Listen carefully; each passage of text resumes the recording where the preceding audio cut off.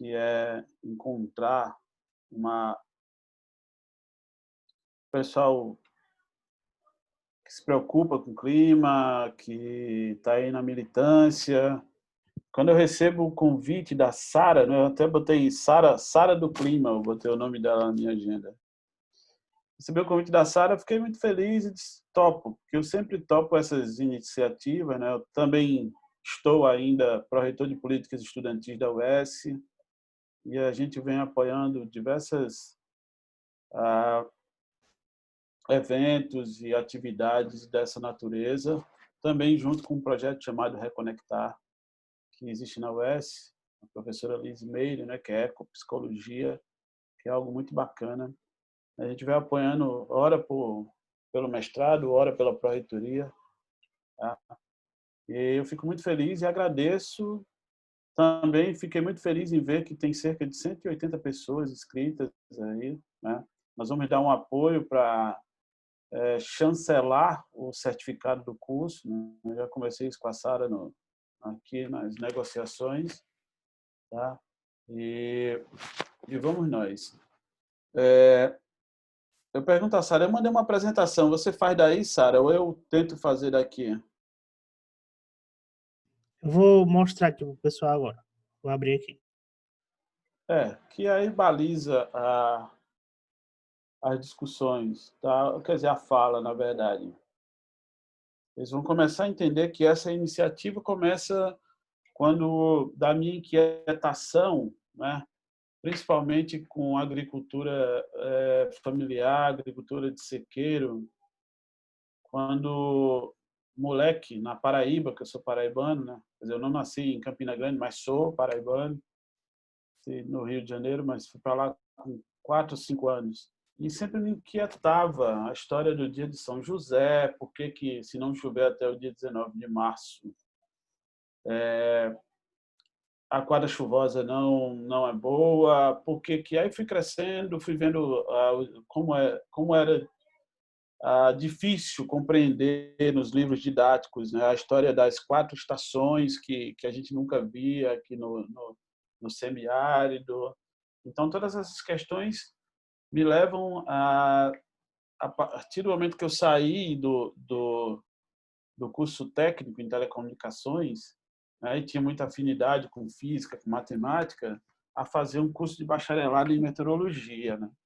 Quando chego lá, fico muito em casa, tá? Com os processos físicos, processos de modelagem, mas algo sempre me inquietou era a aplicação dos estudos de climatologia.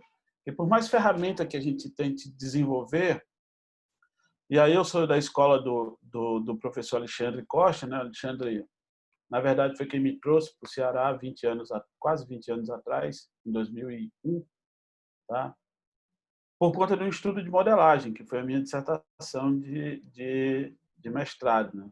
Naquela ocasião, ele estava na banca, o meu orientador era de uma turma dele que estudaram juntos nos Estados Unidos, e ele vendo a habilidade, não, vamos para cá. E nós viemos para a FUNSEMI, da FUNSEMI implantamos um sistema de previsão, né?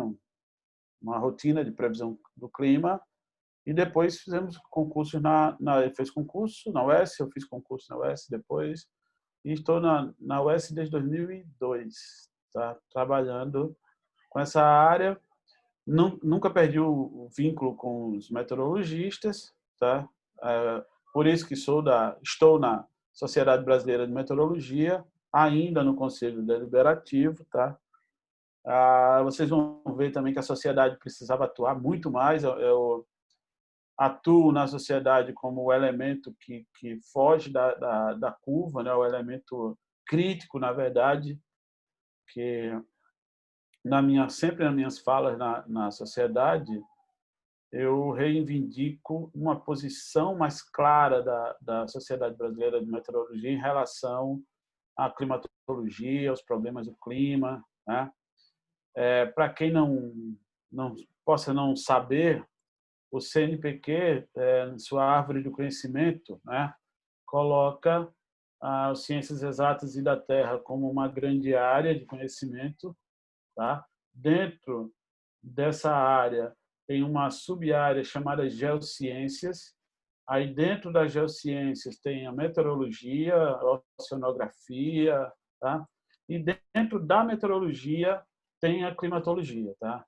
Então, a climatologia é um ramo da meteorologia que atualmente se expande, né? O pessoal da geografia trabalha muito com a questão da influência do clima e principalmente clima urbano, interação com, né, com o indivíduo e tal. E aí a climatologia vem tomando corpo que o CNPq ainda não reconhece como área propriamente dita, né? Também com os estudos de mudanças climáticas, que é uma temática dentro da climatologia, se toma um corpo muito maior.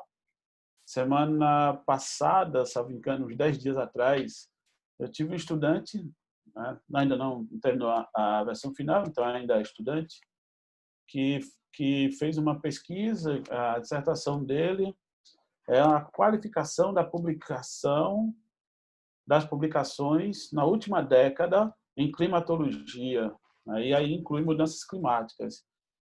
A conclusão disso tudo é que na última década, principalmente de 2015 a 2019, as publicações na temática de mudanças climáticas ou na interface das mudanças climáticas, mas que usam os conceitos abordados em climatologia, né, com outras ciências, com outros fenômenos que não sejam meteorológicos, né,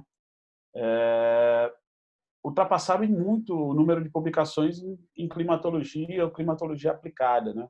Quando eu falo climatologia, eu falo diagnóstico, por exemplo, definição do perfil de temperatura numa localidade, ou então estabelecimento do regime de precipitação em uma determinada localidade. Isso é um estudo climatológico, tá? Aí, quando você tem uma aplicação dessas variáveis, ou seja, a relação, a investigação da relação, da correlação dessas variáveis com qualquer outro fenômeno, seja natural ou não, aí você tem climatologia aplicada, né?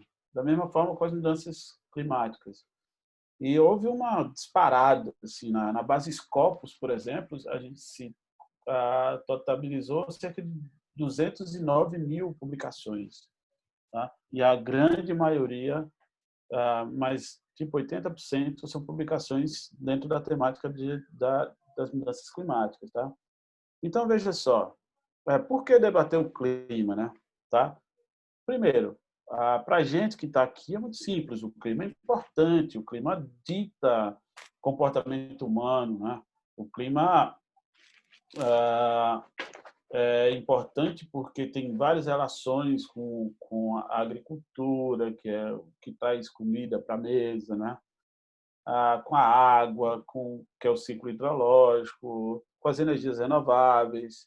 E aí eu fiz um quadro aqui, resumo, que é mais ou menos o quadro resumo que norteia os estudos lá no mestrado profissional em climatologia, né? São estudos em climatologia propriamente dita, né, que a gente chama esses diagnósticos, temperatura, umidade, precipitação, estudos, deixa eu ver se eu consigo mexer aqui, estudos de impactos das mudanças climáticas, que eu também acabei de falar, né? Impacto das mudanças climáticas na biota, na biodiversidade, no comportamento humano, nas doenças tropicais, tá? E o estudo de climatologia das mudanças climáticas nos recursos hídricos, né? O impacto nos recursos hídricos, nos recursos energéticos renováveis, tá? E tem uma galera que está estudando o impacto, né, nos cenários de emissões, então já veja que já tem um feedback, né? Você estuda eventos extremos, então qual seria o impacto nesses eventos se diminuísse a quantidade de gases que provocam efeito estufa, né? E substituindo isso por energias renováveis. E tem uma parte muito legal, né? Tem risco climático na produção agrícola, que tem a ver diretamente com o impacto na sociedade, nas áreas de vulnerabilidades.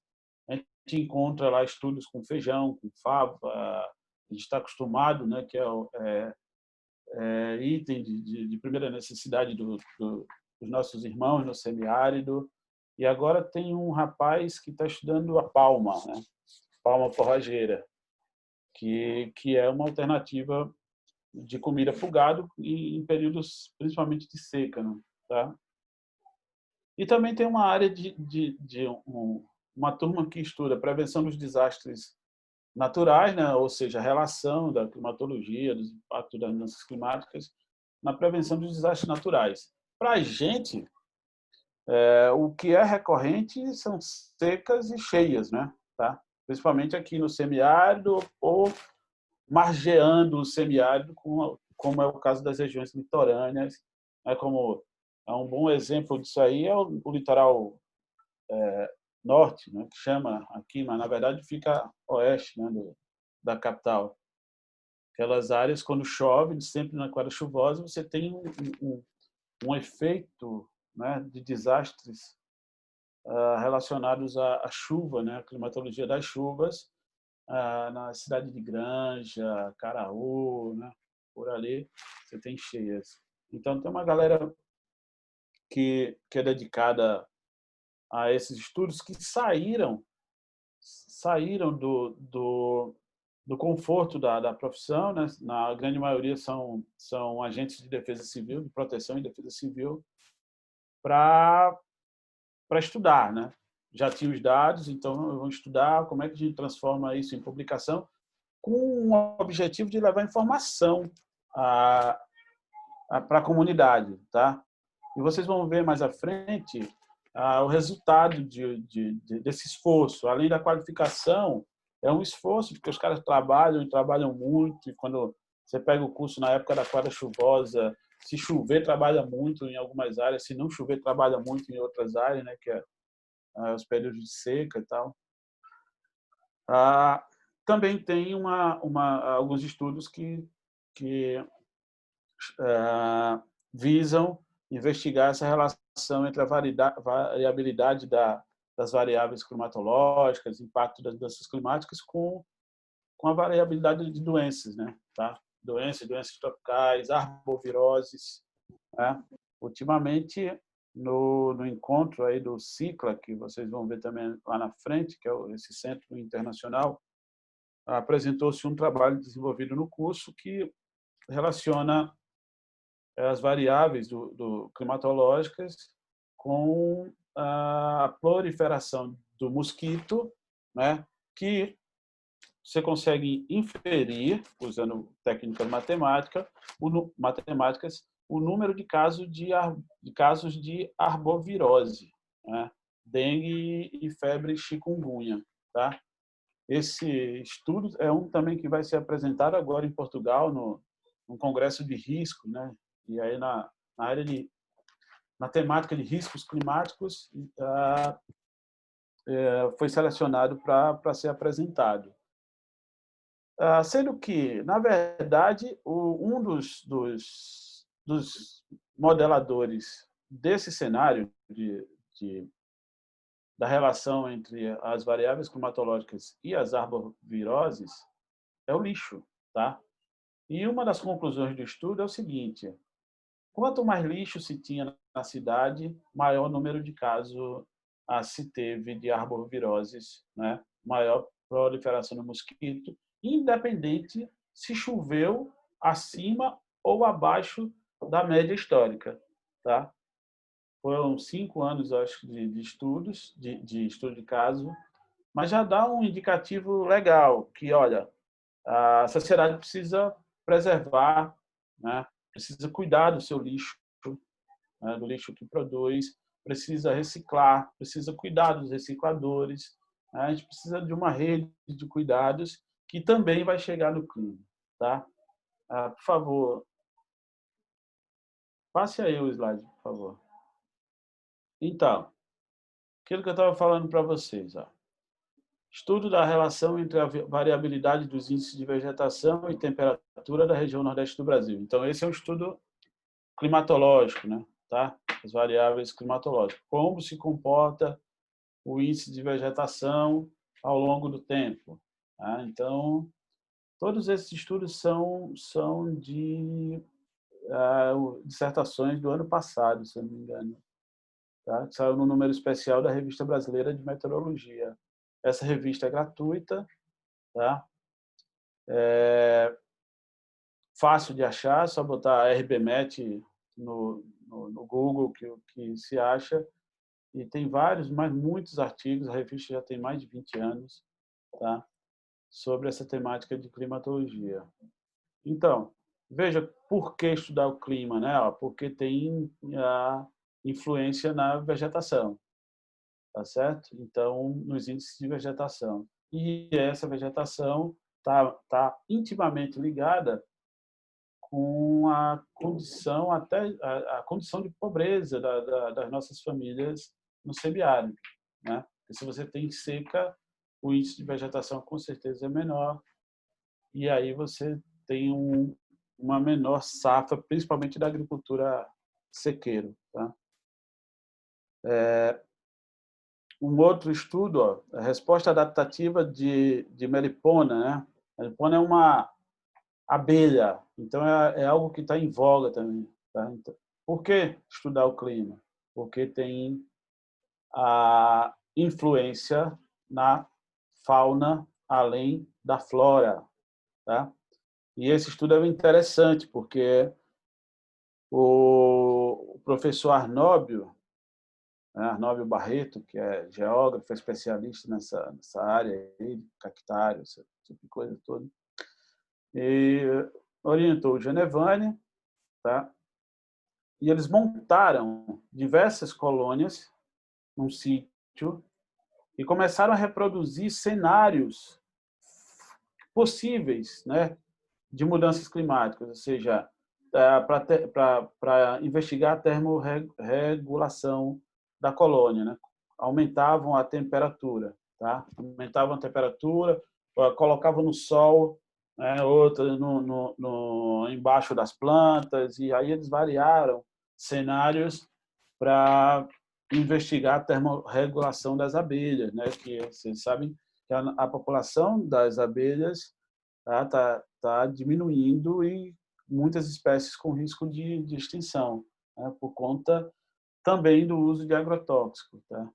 E é um fator muito importante. Essa é uma outra discussão, mas é um fator importante que, além dessa termorregulação, né? Por exemplo, se você aumenta 2, 3 graus, tá?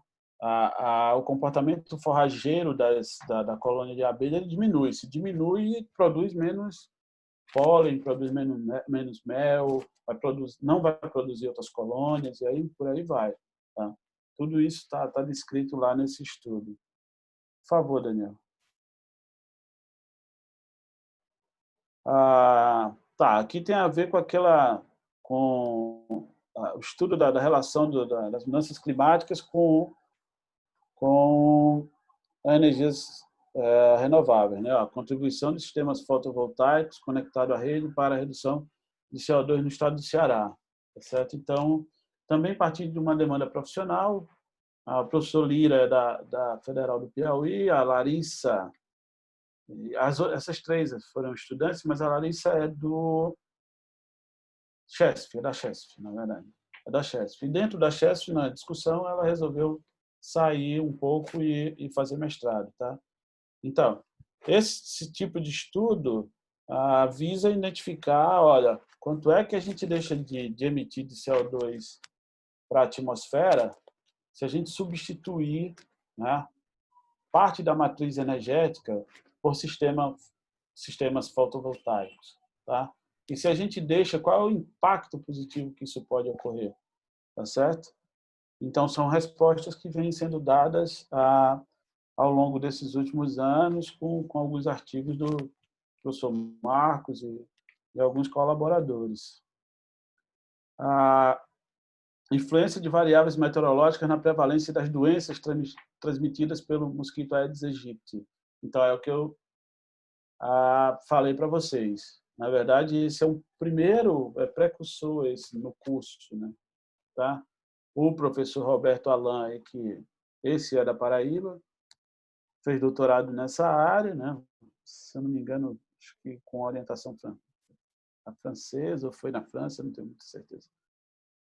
Mas orientou a Natália no curso, tá, com um estudo sobre essa prevalência. E aí o Natiel dá sequência a essas ideias, estudando especificamente para a região de Quixadá, né, a relação com uma componente a mais, que é o lixo, né, a coleta de lixo. Tá? Por favor, Daniel. E aí, como falava também para vocês no início, tem uma galera, né, um grupo que se preocupa com o ensino. Né? Por que estudar o clima? Por que estudar climatologia? Porque é obrigação, além de uma obrigação moral na sociedade, uma obrigação legislativa, normativa. Tá? Tá lá no PCN, no BNCC e tal, e vai continuar. Tá? Então, a gente precisa conscientizar a sociedade dessa importância. E daí aconteceu algo interessante. Esses garotos aqui, todos eles são da Defesa Civil Municipal e o Pedro é da Defesa Civil Estadual, ou seja, do Corpo de Bombeiros Militar do Estado do Ceará, certo? Então, eles tinham preocupações diversas com o ensino de climatologia, ou dos conceitos abordados em climatologia. A gente senta, começa a discutir. O pessoal estudou parte no ensino médio. Como se é importante, como é que estão tratando o ensino de climatologia, ou dos conceitos abordados na climatologia no ensino fundamental? Desculpe, no ensino fundamental, nos últimos anos do ensino fundamental. Né? Aí, o Leônidas foi estudar os conceitos, analisar os conceitos que estão nos livros didáticos, né? O Cláudio, as práticas em sala de aula e extra sala de aula. A Prefeitura de Fortaleza, que é responsável por esse ensino, tem um método interessante que os professores e professoras podem submeter disciplinas eletivas, tá? E aí submetem nessa temática e geralmente tem sucesso na escolha, né, pelos estudantes. E aí nós resolvemos fazer uma pesquisa, né? Práticas, conceitos abordados. O pessoal da Defesa Civil Municipal, a Dinamar, o Glicério, Pinho, na discussão, pegaram essa discussão e viram que se eles fizessem um material e levasse para a comunidade, tá? A comunidade poderia identificar o desastre natural, ou seja, enchentes, principalmente, que é uma área de risco, a área da Lagoa Dourada. Né? Então, todo estudo é desenvolvido em áreas onde existem comunidades em situação de vulnerabilidade socioeconômica. Tá? É feito isso nas escolas. O pessoal da Defesa Civil Municipal constrói um material didático, né, e uma metodologia para apresentar na comunidade, tá? Enquanto que o Pedro estudou essa relação no ensino superior, ou seja, como o professor de geografia, a professora de geografia formado na Universidade Estadual do Ceará, qual o nível de competência, na verdade, que os egressos do curso de geografia saem nessa temática, tá certo? Então, tudo isso deu um artigo. É uma coxa que de retratos deu um artigo, tá? E o legal é que se tinha uma hipótese que, olha, choveu mais, você tem mais desastres, tá certo? Que seja natural, que não, tá? Enchentes, cheias, aí levam a desabamentos e etc. Com a aplicação desse material na comunidade, a comunidade passou-se a se articular, né? E mesmo naqueles anos de seca, a seca dos 6 anos últimos, né? os 6 anos últimos de seca, na verdade, a faixa litorânea sempre choveu próximo da normal. E chovendo próximo da normal, aqui a gente tem áreas de alagamento, de enchente, né? Que é um desastre natural. E associado a isso tem desabamento e lá vai. Mesmo com essa chuva próximo da média, o número de ocorrências diminuiu, né? Então, diminuiu por quê? Porque a comunidade passou a se articular, passou a conhecer o desastre e passou a conhecer como que a providência tomar para mitigar os efeitos daquele desastre, né? O poder público chegou através dos agentes, mais iniciativas particulares, tá certo? Não de forma efetiva, como devia ser, e conseguiram reduzir essa quantidade de ocorrência. Tá? Então, isso foi um resultado muito bacana e serviu e serve à comunidade. Tá? Mas a gente encontra, ó, a escola realiza eventos na temática de climatologia, então, ó, não, né? A maioria, quase 80%, que não. A importância dos conteúdos de climatologia no cotidiano, todo mundo tem consciência, mas a escola, né, não provê esses eventos, tá? Então, por que estudar climatologia, o clima? Porque onde se deve estudar clima, né? Se deve estudar desde a base até a formação continuada, tá? Por quê? É o pessoal da formação continuada que vai levar o conhecimento, que vai difundir conhecimento para a base, tá? Então, você foi vítima de desastres naturais em áreas de risco, mais de 80%, até porque a gente fez essa pesquisa em áreas de grande risco de vulnerabilidade socioeconômica, tá? Oi? Por favor, Daniel. Mude aí, por favor. Não acho que foi algum áudio que vazou. O Daniel está dando uma entrevista ali.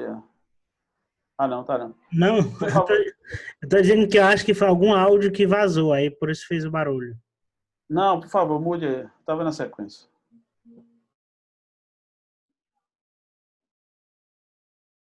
Então, aí vejam. Os conteúdos sobre climatologia do livro, né, são de fácil entendimento?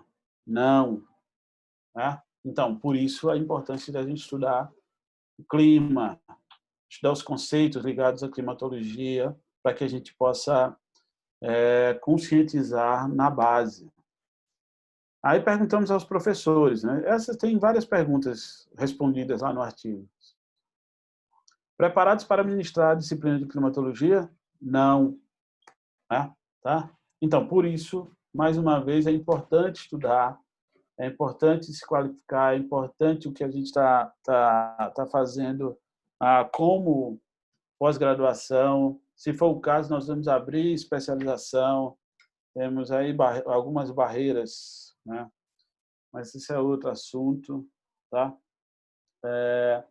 Aí vejam, por exemplo, as informações das palestras ajudam a prevenir, né, os desastres na comunidade? Sim, tá vendo? Então, esse foi o trabalho de pessoas que saíram do conforto, né, porque sempre muito reativas, só funciona de forma, quer dizer, só funciona não, funciona muito de forma reativa. Tá? Tem o desastre, chega a Defesa Civil. Mas aí saíram do conforto e vieram estudar, vieram fazer coleta de dados, analisar o que tinha e viram que com o planejamento, né, se consegue minimizar os danos desses desastres nas comunidades em situação de vulnerabilidade. Né? Tá? Por favor. Né? Aí no andar da carruagem, a gente começa mais uma vez por inquietude, né? Fomos provocados aqui pelo Bruno, esse garoto aqui, que é professor também da escola básica, tá? Que gostaria de usar uma ferramenta, digamos assim, mais amigável, né? Já que a molecada já nasceu na era da tecnologia, então aí afiado com o uso dos aplicativos. E o Bruno acaba, né, desenvolvendo um aplicativo para testar na disciplina chamado Clima CE. Então, insere aí os conceitos, algumas situações, quiz, né? Tá?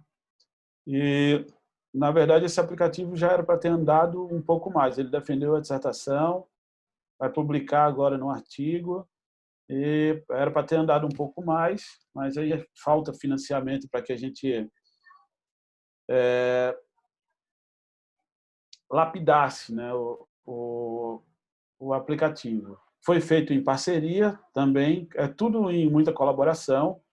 Algumas pessoas que estão no curso talvez conheçam esse espaço, esse é um coworking, que o curso funciona o curso inteiro, isso aí que vocês estão fazendo, essa produção de conhecimento, ela é agregada aqui nessas duas salas. Isso aqui é uma sala, você tem uma entre-sala aqui, que a gente faz defesas, faz uns bate-papos, né? Projeto que vai ser estudado, e o pessoal sai para suas instituições e a gente congrega, né, em nossas reuniões. Tá? E esse é um dos produtos do curso. Tá? Esse é um dos produtos do curso. Por favor. Se eu for Professor, passando os 30 minutos, me avise, viu? faltam 5 Tá minutos perto. para encerrar. Isso, então. Então, esse é um outro produto, né? Um alerta de cheias, que também a gente está trabalhando, esses artigos saem agora, está nos finalmente, eu acredito que no máximo em 20 dias o número é publicado, vai vir mais 12, virão, né, mais 12 artigos produzidos no curso, todos com essa temática que eu já conversei, e que dá uma ideia bacana da importância de estudar o clima, de estudar a climatologia, de estudar essas relações, de desenvolver produtos como esse. Esse é um alerta de cheias que está funcionando, né, para Caucaia e também para a gente aqui que se cadastrou, mas é esse chamado SLAP-VoIP, aqui, ó, tá? Você se cadastra lá e aí o, o, o aplicativo desenvolvido coleta as informações dos pluviômetros na comunidade, tá? E manda uma mensagem para o pessoal dizendo, olha, tá? Cheia forte, chuva entre 15,1 e 30 milímetros por hora. Então, esse é um aviso. Esse aqui é um teste, né? Mas seria um aviso muito importante, né? Porque se chove cerca de 30 milímetros em uma hora, com certeza você vai ter áreas alagadas, tá? E o Francisquini, Vicente do INPE, a Meire é grande conhecida, né, da mídia, trabalha na FUNSEMI. Então, veja, que a gente foi montando uma rede, né, um network de parceiros aí, meteorologistas ou não meteorologistas, né, alguns climatologistas, para a gente implantar o curso e seguir nessa produção científica. Por favor, Daniel. Pode passar, Daniel. Então, essa rede de volta um, né? Sim, obrigado. Então, essa rede de parceiros estão aqui, né? A Unilab, pessoal que estuda parte com a agronomia, vegetação, FUNSEMI, que fornece os dados, trabalha no desenvolvimento desses produtos, o UFC, o Cleiton Silveira está lá, trabalha com recursos hídricos, a UFPI, o Marcos trabalha com recursos energéticos renováveis, o FRN e o FAO são parceiros que implantou suas pós-graduações por lá e deram um tempo, mas a gente recorre muito em discussões de projetos, alguma coisa desse tipo, mas continuam parceiros. O INPE, né, que tem o Arnóbio, o Vicente, que o Arnóbio trabalha com essa essa área, essa questão da vegetação, impacto na vegetação. A Sociedade Brasileira de Meteorologia, tá? Por causa do link que ainda continua lá. O CICLA, que é esse Centro Internacional de Investigação Climática e Aplicações nos Países da CPLP e África. Tá? Essa é uma foto da instalação do CICLA, né? Eu estou aqui perto da professora Edith, numa reunião consular. Esse é um centro que precisa de financiamento para alavancar, tá? Porque foi criado em 2015, nós ficamos com a tarefa de formação, e aí, ao chegar ao Brasil, eu contactei com os parceiros, fizemos o APCN na CAPES, aprovamos, começamos a funcionar, o curso está na 4ª turma, tá? Com chamada pública a ser aberta, aí, conta da pandemia, vai para o 2º semestre, para a turma só entrar em 2021, tá certo? Enquanto isso, a gente espera o arranque, propriamente dito, do centro, porque são iniciativas que estão sendo individualizadas em cada país, né? Em Portugal, no Brasil, em Moçambique, Guiné-Bissau, São Tomé e Príncipe, Angola, tá? E que a cada 2 anos a gente se encontra, troca experiências, né? Mas o ideal é que a gente fizesse algo em conjunto, né? Todos, até porque a região semiárida que existe nesses países se assemelha, né? Climatologicamente falando, à nossa região semiárida, tá? A população que a gente tem vivendo nas regiões semiáridas desses países, a situação de vulnerabilidade se assemelha à situação que nós temos aqui dos nossos irmãos no semiárido e irmãs no semiárido, tá? Então, eu acho que é essa mensagem, tá? Fico aí disponível para qualquer debate, para qualquer pergunta. Quero agradecer de novo a Sara, Daniel, né? E desejar a todos e todas que aproveitem as discussões, façam um excelente curso, né? Que a gente precisa dessa difusão do conhecimento para gerar uma consciência climatológica, né, e ecológica no nosso país e no mundo. Muito obrigado.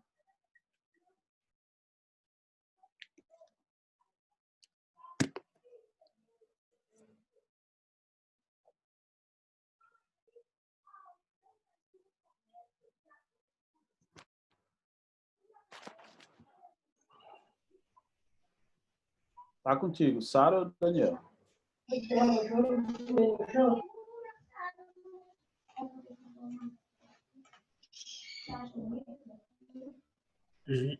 Sara, tu tá com... Olá, escuta? Tá, dá para escutar. Tá dando para escutar? Tá. Então, a gente tem quase 200 pessoas no Senhor aqui e nós tivemos uma pergunta do João Paulo, né? A dúvida dele é se a ciência ela trabalha com falseamento, por que nós temos previsão meteorológica não falseamento, mostrando o que não vai acontecer? Pois as previsões são sempre amanhã provavelmente será sol, não deveria ser, por exemplo, amanhã provavelmente não vai chover? Essa é a pergunta dele. Esse é algo que a gente precisa acabar, né? Eu já conversei diversas vezes. Veja só, a gente tem uma instituição com muitos anos de experiências, profissionais que se dedicam a fazer previsão. Só que quando a previsão sai da instituição, né, vai para os meios de comunicação, aí a gente começa a se deparar com invenção de termos, né, como chuvica, como isso, como aquilo outro, né? A maneira de se passar a informação, a gente precisa acordar com os meios de comunicação, tá? Capacitar, né? Esse é algo que é necessário, capacitar cada vez mais. A gente tem exemplos de capacitação né, na imprensa brasileira muito muito felizes, né? De muita competência. Eu conheço repórter que dá a previsão, que informa a previsão, tá? Que tem um linguajar correto, certo? E esse é um problema que a gente tem que enfrentar, né? A fundação, FUNSEMI, no caso, ela deve, em algum momento, e já fez, eu conheço o presidente da FUNSEMI, ele já provocou isso aí, né? A Meire, os colegas, de provocar a imprensa para capacitações e mais capacitações para que se tenha um fluxo de profissionais que entendam o linguajar da meteorologia. Quanto ao né, falseamento, na verdade, o evento que a gente estuda, nesse caso, é o evento chuva. Então, a hipótese é a hipótese positiva. Então, a probabilidade que se fornece é a probabilidade de chover. Tá? Até porque, eu até brinco, ultimamente a TV Verdes Mares tem investido, né, em duas repórteres para trabalhar a informação meteorológica, a informação climatológica. Aí eu fico brincando, eu disse, ó, quando chegar em julho, agosto, essa menina vai entrar em depressão, porque não chove. Então ela vai fazer o quê? Né? Vai fazer o quê? Só vai entrar num evento extremo, tá? Então, a imprensa ela quer telespectadores, espectadores e tal, tá bom? Então, aí, muitas vezes passa a informação de forma que não é correta, tá? Porque, novamente, o evento é muito claro, chuva, e a gente tem aqui uma quadra chuvosa bem estabelecida, que vai de fevereiro a maio. Janeiro chama-se de pré-estação chuvosa, né? Todos e todas choveu em janeiro, já sabe que tem aí um vórtice ciclônico, né? Todos e todas, choveu entre fevereiro e maio, sabe que isso está ligado à intensificação da atuação da zona de convergência, tá? O pessoal vai simplificando as coisas. Choveu em junho, né? Foi, não foi, você vê no jornal que tem ondas de leste, tá? Então, veja que isso é algo possível de se fazer para que a gente passe a informação correta para os usuários, né? Porque, senão, é algo que deixava a gente... Quando eu estava na operação, né? E mesmo assim eu sinto a dor dos colegas. A gente vê colegas que se dedicam aí 20, 30 anos, cara. E quando chega numa reunião, por exemplo, com a comunidade, mas a instituição só faz mentir, só isso, só aquilo. Não, a instituição trabalha no sentido de acertar, né? No sentido de ter ferramentas mais precisas. Por exemplo, na quadra chuvosa, você tem uma precisão que muito grande nas previsões. Tá? Fora do período da quadra chuvosa, também, porque não chove. Né? E aí a gente pode até dar a dica aí para os veículos de imprensa, fazer isso fora do período da quadra chuvosa, né? Porque aí vai se acertar sempre, quase todo dia. Né? Outubro, novembro, tá? Setembro, por exemplo. Vamos em frente.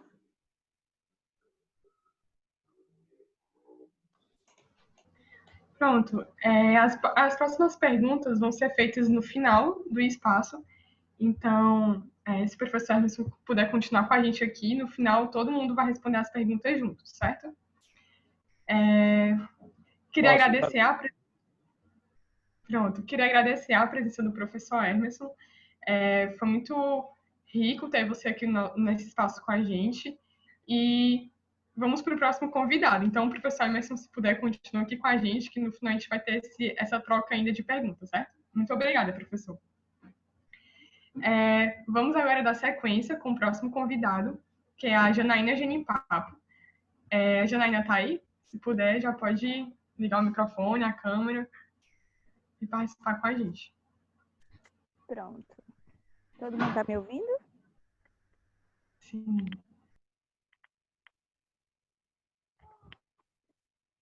Sara, dá para me ouvir? Sim, Sim, estou estou ouvindo. ouvindo perfeitamente também. Pronto. Boa tarde, me chamo Janaína. Primeiramente, quero pedir licença aos encantados para estar falando, apresentando um território indígena para vocês, de forma online, né? Mais uma vez, sou Janaína, do povo Genipapo Canindé, sou artesã, estudante de licenciatura intercultural indígena Pitacajá, que é uma formação de professores pela Universidade Federal do Ceará, e falar um pouco do meu povo, né, do território Genipapo Canindé. Genipapo Canindé fica localizado no município de Aquiraz, com aproximadamente 1.734 hectares de terra, né? Então, é um espaço bem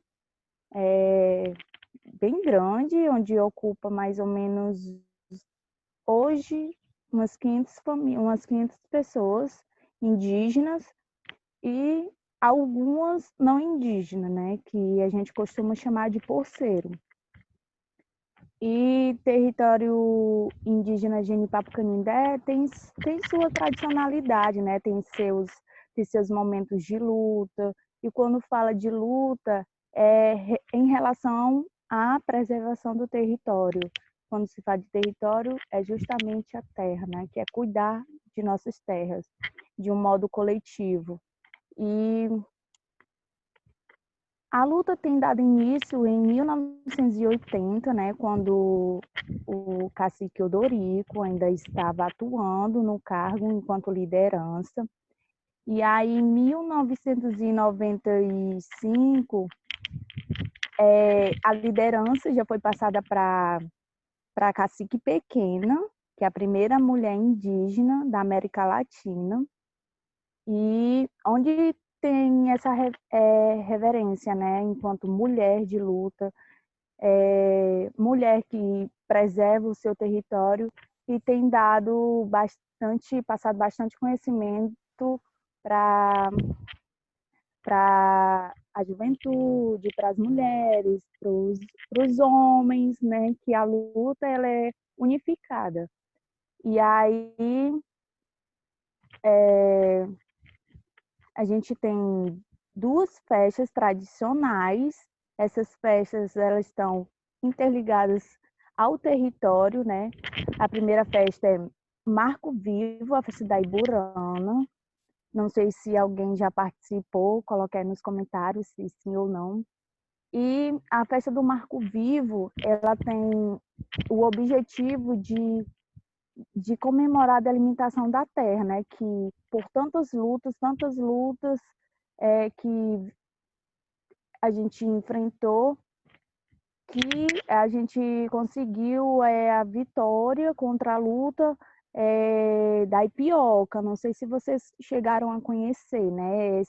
Essa história essa luta do povo Genipapo Canindé, que é uma empresa de cachaças, né, que utilizam cana-de-açúcar, que pegavam a água da Lagoa da Encantada, que é o território indígena. E aí, em 2017, a gente teve essa vitória na justiça, né? Então, a terra ela hoje é demarcada, o que está faltando é ser homologada, onde acontece a retirada dos poceiros. Então, a luta, ela, por mais que a terra ela seja dos povos indígenas Genipapo Canindé, ela não para, ela não acaba, porque a gente tem uma missão de cuidar do território. Então, dando sequência, a segunda festa é a festa do Mocororó, que é utilizada a bebida tradicional, que vem do fruto da terra, o caju, que é justamente em comemoração à demarcação da terra em 2017. Então, 2017, 18, 19, tem 3 anos de festa. E esse ano era para acontecer a festa, mas por conta do momento que a gente estamos vivendo, infelizmente não vai poder ser realizado. Mas a gente está promovendo aí ações para que a gente possa transmitir esse evento para vocês. E falar do território de Genipapo Canindé é bem complexo, porque é uma mistura de luta, né, que não é fácil, ser indígena, ser quilombola, essas lutas de enfrentamentos não são fáceis. Então, a gente tem sofrido bastante, né? Nas áreas vizinhas acontece a questão da invasão, e a gente já tem que se preparar para que o território ele não venha sofrer essa invasão, para não ter queimadas. E o território, a gente costuma dizer que ele é a escola, e realmente é, porque a escola, nos anos 80, ela foi passada a ser ensinada debaixo de pés de mangueira. Então, são momentos que a gente tem que trazer para a realidade de hoje, né? Que a escola, a gente costuma dizer que a escola é o território é a escola. Então, a gente mistura essas duas peças que dá uma conexão de rede que está distribuída em relação a cuidar, preservar do território, está ensinando para os nossos alunos que o território indígena ele tem que ser conservado por isso, por aquilo, que por muito tempo os indígenas veio sendo massacrados e querendo tomar o espaço, né, para que venham construir empresas, esses tipos de demandas, né? Então, é muito complexo falar sobre a luta do povo indígena Genipapo Canindé. Em relação à agricultura, temos os mais conhecidos agricultores, seu Emanuel, seu Bodin, seu Joaquim e seu Antônio. Esses fazem parte de um grupo, né, de agricultores, no qual são mais conhecidos e fazem suas produções, preservando o espaço territorial e trabalhando em relação ao seu consumo diário, né? Então, esses espaços de agricultores é bem complexo, porque também ele tem uma visão de que construir aquele canteiro de horta vai servir só para mim? Não, tem que servir para toda a comunidade, para a escola e para os visitantes, né? Que a gente trabalha com rede comunitária, então a gente recebe muitos visitantes na aldeia. Não nesse momento de pandemia, mas a gente costuma receber muito. E gente, é tanta coisa para se falar que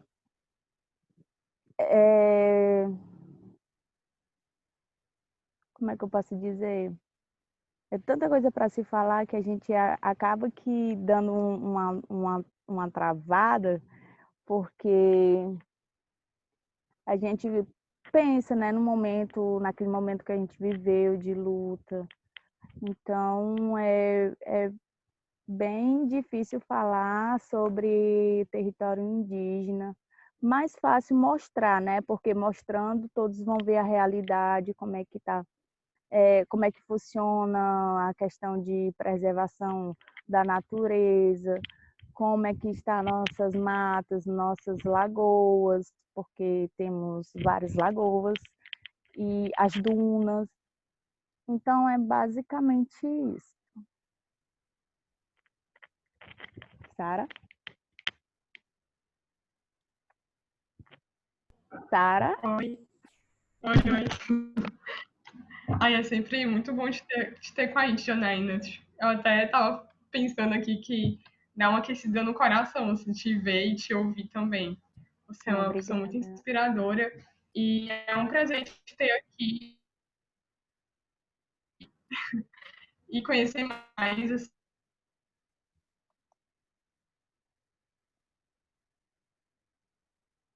Sara, acho que Sara? travou.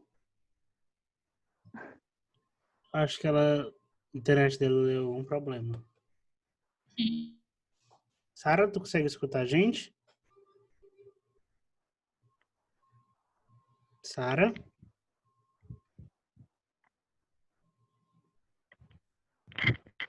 E conhecer mais.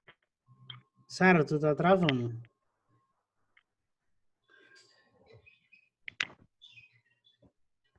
Assim, da tua aldeia, do Gente Papo Canidé também, e de como tudo isso, né, a agricultura e tudo que você falou está relacionado com mudanças climáticas também.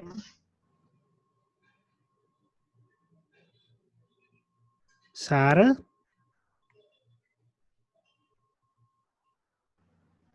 Olha, vocês estão me escutando? Sara, tava travando muito, muito, muito, muito. Não entendemos o que tu falou. Vou falar de novo. Parou em que parte? Eu acho que tudo, assim. E ainda tá meio travoso. Eita. Eu vou desligar a minha câmera. Pronto. Tá melhor? Tá, acho que tá. Vá falando. Desliga seu vídeo, Então, eu só Sara. eu desliguei agora. Eu agradeci a Janaína, né, por ter participado e ter falado um pouco pra gente sobre como é a aldeia dela, sobre o Genipapo Canidé, a história do povo Genipapo Canidé, e de como tudo isso na agricultura e todos os aspectos que ela falou se relacionam com mudanças climáticas. E aí, eu vi que tem algumas perguntas direcionadas para a Janaína, e aí no final, como eu falei, antes a gente vai fazer um compilado de perguntas e fazer tudo no final. Então, podem continuar perguntando. E a Janaína vai estar aqui com a gente no final também, então, para a gente trocar melhor essa ideia. Só lembrando, gente, a lista de frequência está aberta novamente. Eu vou enviar no bate-papo. Então, vocês preencham com o nome e o e-mail que vocês cadastraram no formulário.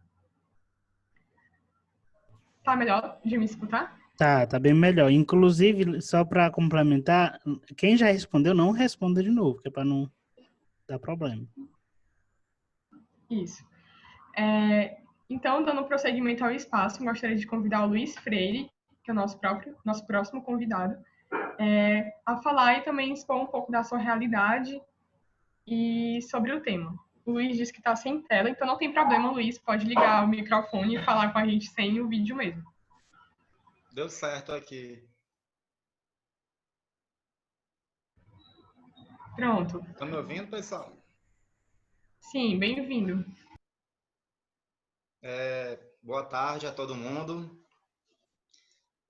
Eu fico muito feliz, né, de poder estar participando de uma conversa tão rica, né, como essa. E eu queria agradecer, né, ao Caio, né, que eu não o conheço ainda pessoalmente, foi através de um convite, né, de um outro amigo que eu topei, né, participar dessa mesa e, né, queria também agradecer aos dois palestrantes, né, o professor Emerson e a Janaína, por compartilharem uma experiência, né, de cada um tão rica. E eu vou tentar trazer um pouco, né, da minha experiência, né, que como surfista, como artista, e como é que isso dialoga, né, com essa discussão sobre o clima. Estão me ouvindo direitinho? Perfeitamente. Sim. Tá bom. Então vamos lá. Eu vou tentar fazer uma fala mais, digamos, informal, né? Queria trazer um pouco do histórico, assim, da minha trajetória, né? O que me tornou surfista, o que me tornou essa pessoa que se interessa por uma discussão, né, sobre as questões ambientais. E quando eu comecei a pegar onda aqui na Barra do Ceará, existia toda uma paisagem, né, de uma comunidade pacata, tranquila. E eu tenho 2 irmãos que já são surfistas, né, são irmãos mais velhos, e que foi graças a eles que eu aprendi a surfar. E aí eu comecei a participar de alguns projetos sociais aqui na comunidade, né, da Barra do Ceará, o projeto Arca, o projeto Ponte de Encontro e uma associação de surf que existia, né, aqui na Barra. E aí aos poucos, né, eu fui me interessando pelo universo do surf, né? E aí, claro que diante de uma comunidade pacata, né, que começou a surgir a discussão do projeto Costa Oeste, né, que hoje é o projeto Vila do Mar. E aí, o nosso litoral, até hoje, ele é ameaçado, né? Acho que na própria fala do professor Hermeson, ele destacou vários pontos que eu me identifiquei diretamente.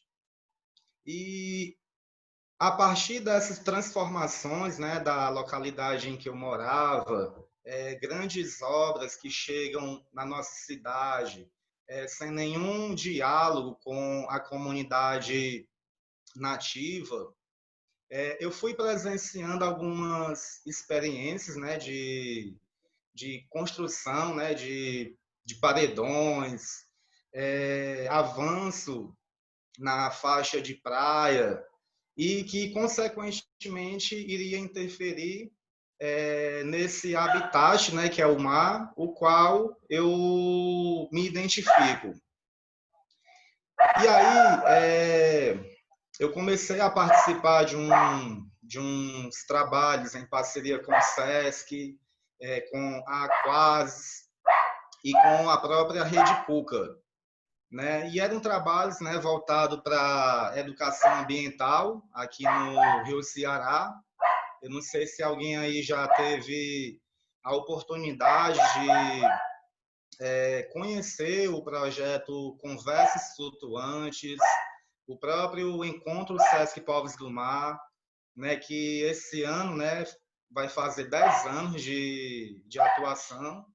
E eu fico muito feliz de hoje estar participando dessa rede que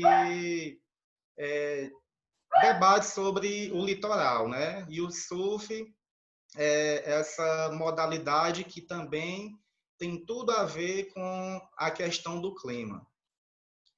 E daí eu comecei a pensar em algumas questões globais, né? Aquela frase, a gente tem que estar agindo localmente, pensando globalmente. Então, eu tive acesso a uma pesquisa, né, que falava sobre a importância das ondas, né? Como é que os surfistas, né, que é um público altamente consumidor, como é que ele participa também dessas discussões que afeta diretamente o lugar em que ele está, né, explorando, né, que é o mar e as ondas. Então, essa pesquisa ela foi feita em 2002, né, pela Surf Rider Foundation, né, que é uma fundação internacional de surf. E essa pesquisa falava sobre qual é o valor intrínseco de uma onda para um surfista, né? Até porque nesse lugar, né, lá em Rincon, na Califórnia, uma obra lá do governo queria destruir, né, a cidade, né, o local lá onde tinha uma onda de qualidade internacional. Então, esses surfistas, né, eles se reuniram, entrevistaram mais de 5.000 surfistas e descobriram, né, que se usassem o linguajar, né, do gestor público, né, o linguajar econômico, eles poderiam bater de frente, né? Então, hoje, Rincon é a primeira reserva mundial de surf, né? Não só por conta da qualidade das ondas, né? Mas por toda a situação de interesses públicos, né? Que queriam destruir o lugar e a vida, né? Que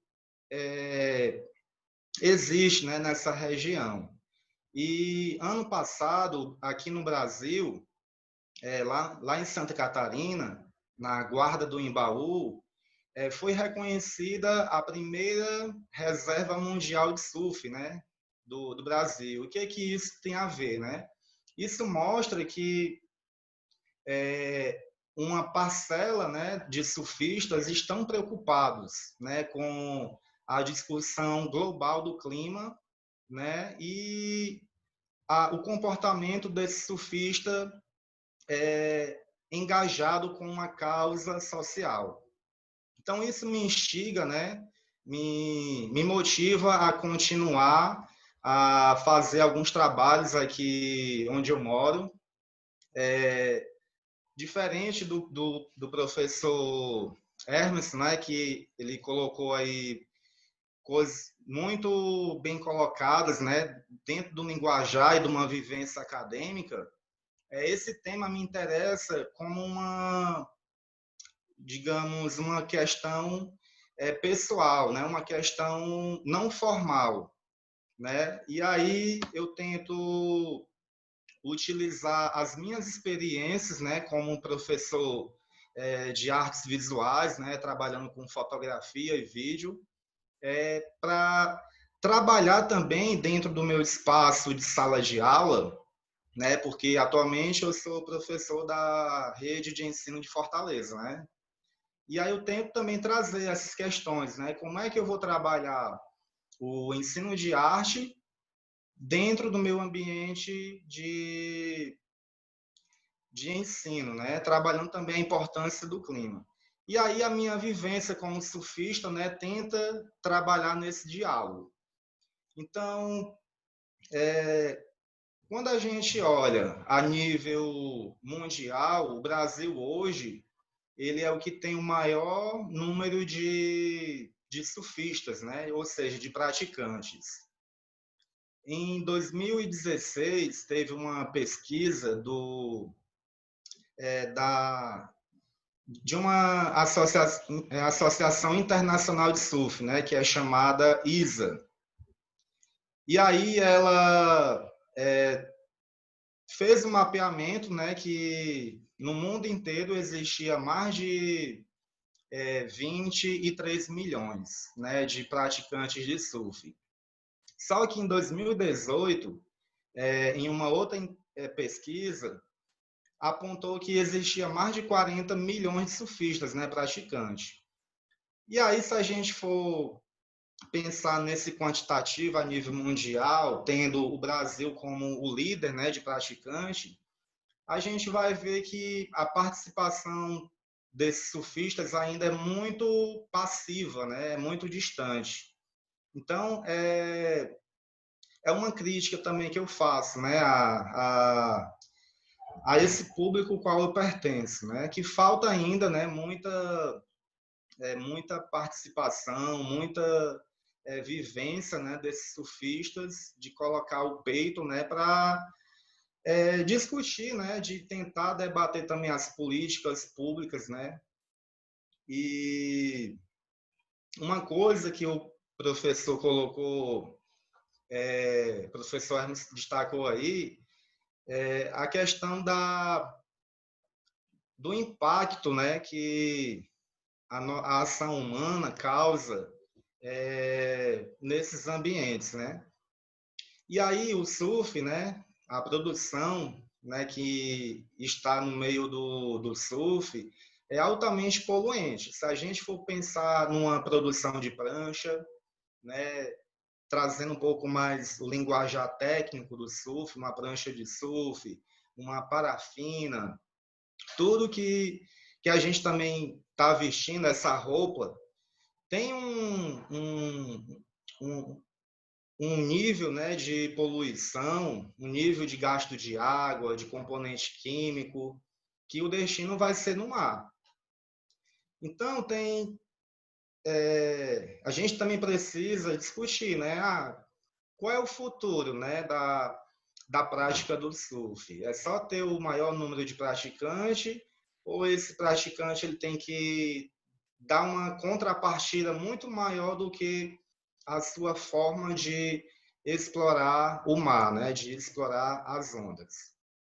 Então, eu tento, né, me envolver com pessoas aqui no bairro, né, que me fortalece, porque a gente não pode estar sozinho, né, nessa luta.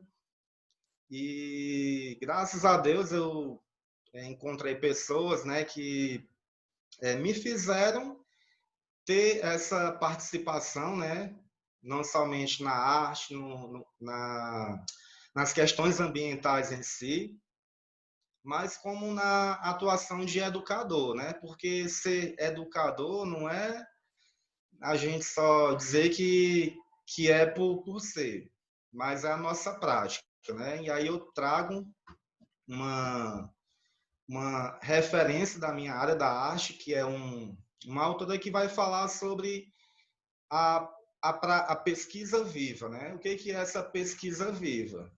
É a minha prática única, né? Eu tenho que ser uma pessoa única. Eu não posso dizer que sou surfista, mas não ter nenhum tipo de atuação, né? De não ter nenhum tipo de engajamento.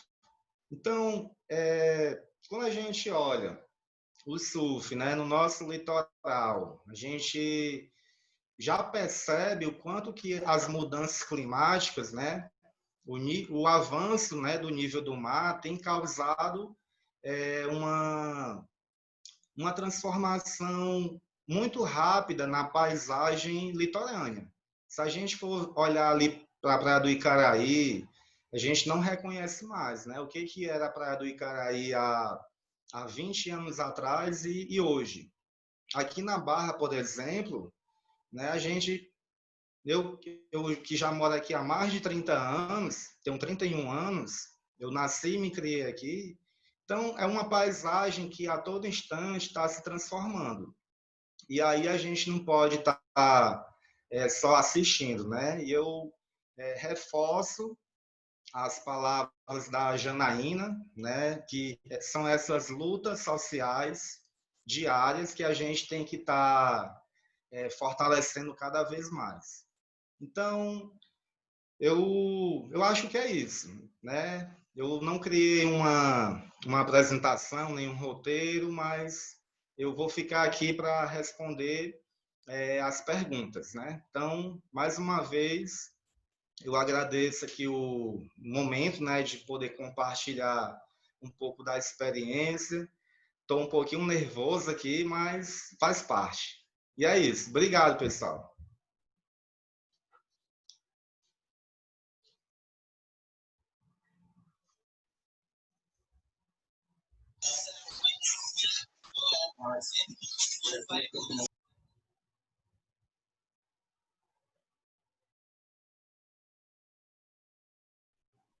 Sara?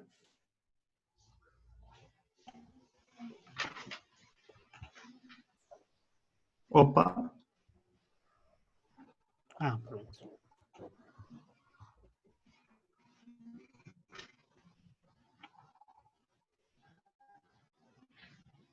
olá, escutando? Não tô ouvindo direito, tá cortando muito. Corto áudio. É melhor tu desligar o vídeo, que talvez melhore a conexão. Certo. Tenta falar agora, pra ver. Pronto. Vocês estão escutando agora? Tá, bem melhor. Sim? Uhum.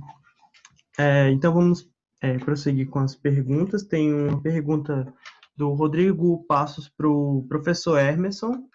E professor Hermes, ainda está aí? Olá. Sim, escutando perfeitamente. A gente viu que você tem vários trabalhos aí. Climatologia é uma área bem multidisciplinar e o Rodrigo quer saber se você possui um trabalho com ilha de calor. Você vem estudando esse assunto? Não, não, eu particularmente não, né? Mas o pessoal que frequenta o curso, os colegas, essa história de participar da Sociedade Brasileira de Meteorologia oportuniza que eu já fui também diretor científico da sociedade, né? São 2 anos, e me oportunizou a organizar 2 simpósios internacionais de climatologia, tá? Então, tem muita gente estudando ilha de calor urbana. Aqui em Fortaleza tem pessoal estudando ilha de calor urbana, quer seja na UES, quer seja na UFC, na geografia da UFC, tá? E é algo relevante. Mas o X da questão, na verdade, é o seguinte: a gente está estudando algo que já está estabelecido para tentar compreender. Nós podíamos ter pego a experiência de estudos, né, e dizer, olha, aqui não vamos deixar acontecer ilha de calor urbano, tá? E quando eu digo isso, eu dou como exemplo a antiga João Pessoa, por exemplo, né, que é conhecida mundialmente pelo verde e pelo plano diretor que proibia prédios acima de 3 andares em uma faixa do litoral, tá?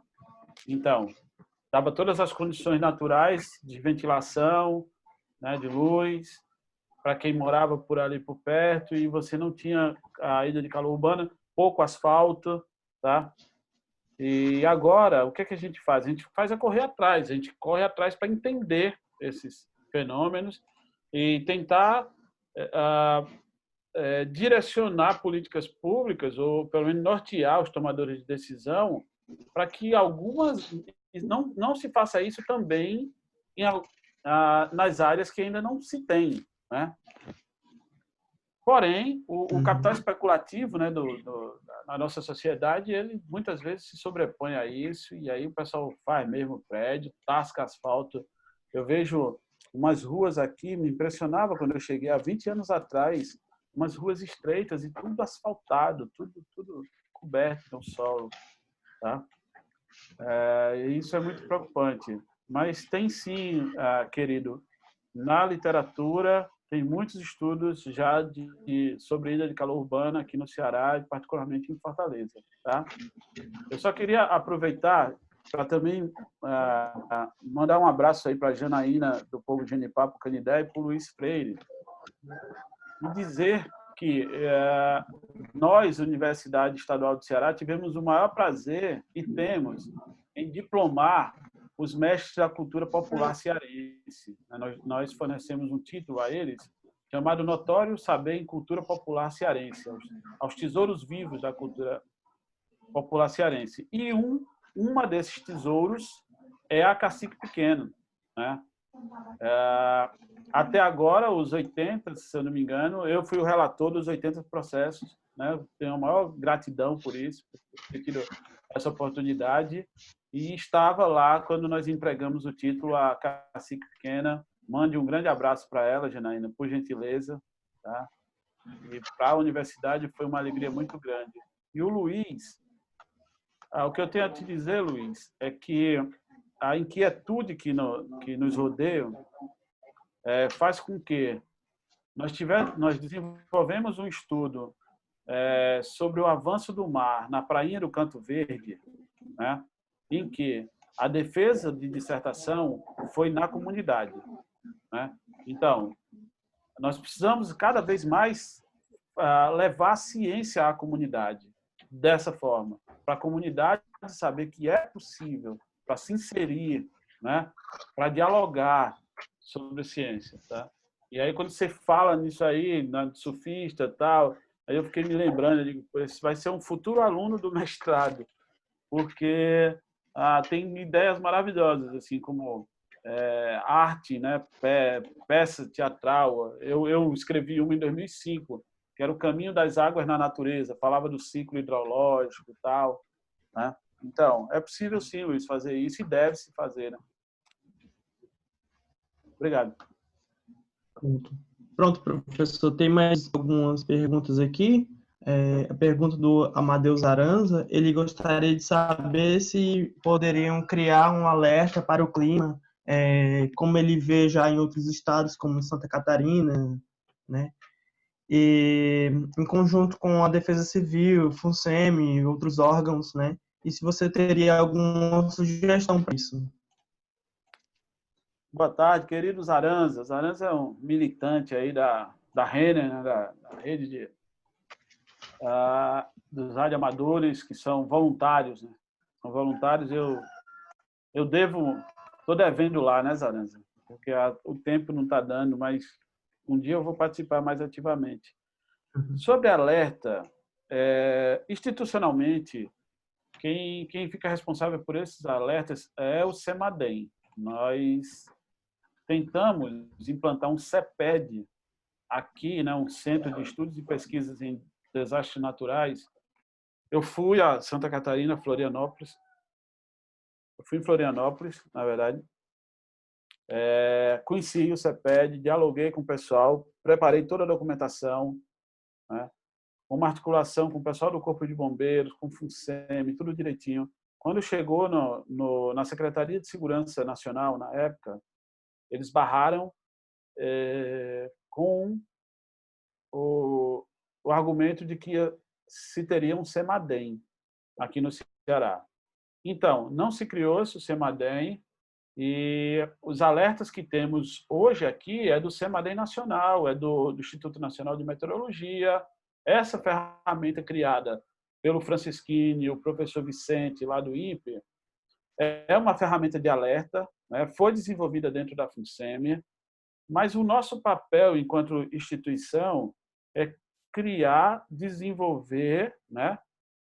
Digamos assim, um protótipo dessas ferramentas que, a partir dali, ela possa sair, ser lapidada, né?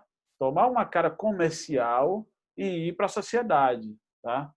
Então, esse é um papel que a gente precisa de apoio, tá? Dos tomadores de decisão, para que tenha uma dedicação, né? Recursos para que isso vire um alerta. Mas é possível, sim. Essa ferramenta por exemplo, essa ferramenta via rede pode ligar sirene, pode ser interligada com frequência, né, com radiofrequência, e a partir do embrião você vai, né, você vai dando asas a ele aí e vai ficando cada vez mais robusto.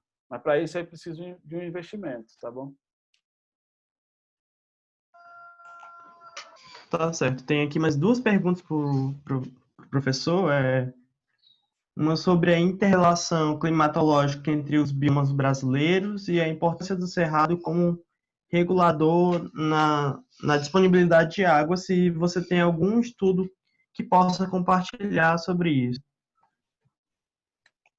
Cara, de novo, cerrado, e o primeiro foi biomas. Sobre a relação climatológica entre o bioma cerrado e como o cerrado ele ajuda a regular a dinâmica da disponibilidade de água. Não, cerrado, o que eu conheço de cerrado é o que a gente viu de apresentações no Simpósio Internacional de Climatologia, tá? Os anais está aí na rede, também é gratuito, tá certo? Como qualquer outro bioma brasileiro no mundo é importante, né? Porque funciona como termorregulador, como hidrorregulador e etc.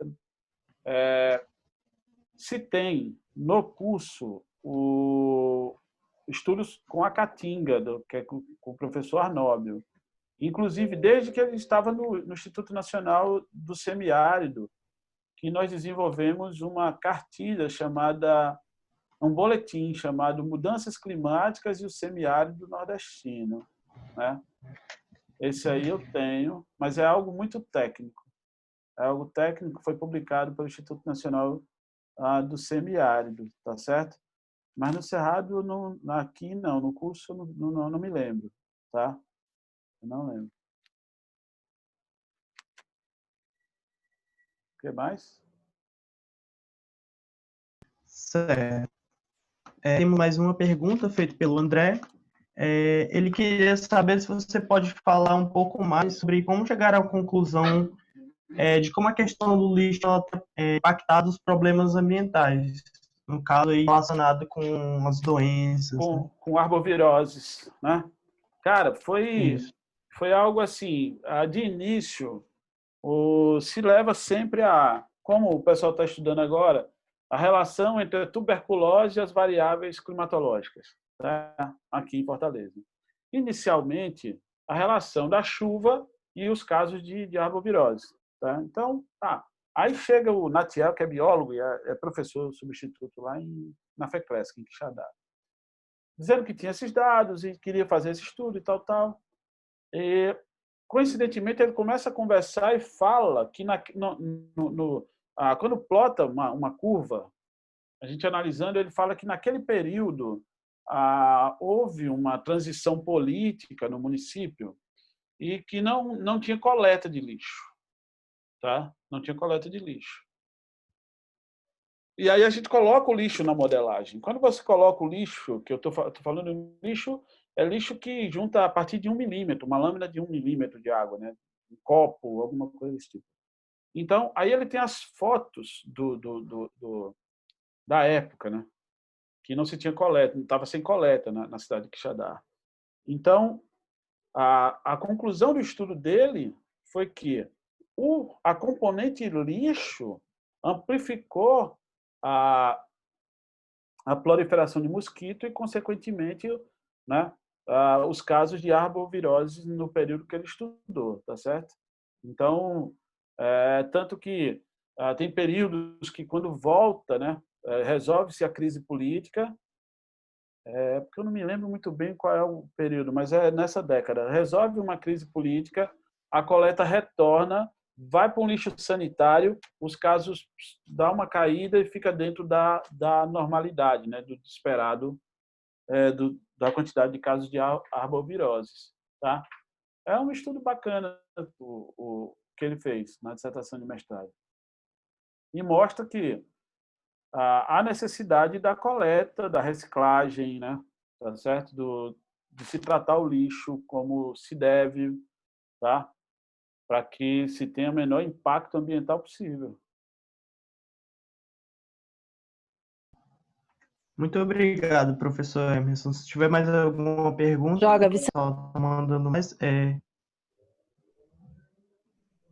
Tudo bem, Vou vou ficar passar aí. agora para a Janaína. Tem várias perguntas para ela. Janaína, nos escuta?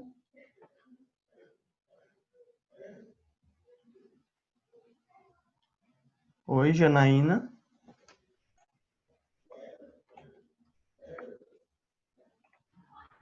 A Janaína está com problema de internet agora, daqui a pouco volta.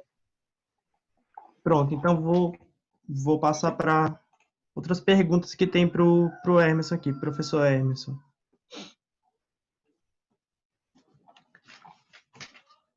Oi, professor, você está aí? Sim. Está valendo aqui alguma coisa.